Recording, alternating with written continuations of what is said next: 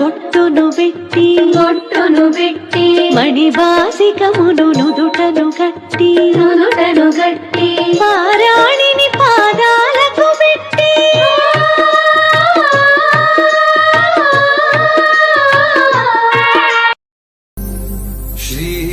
श्रीरामचंद्र कृपालु भज मन हरन भव भय दारुणं नव कंज लोचन कंज मुख कर कंज पद कंजारुणं श्रीराम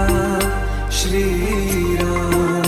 श्रीराम श्रीराम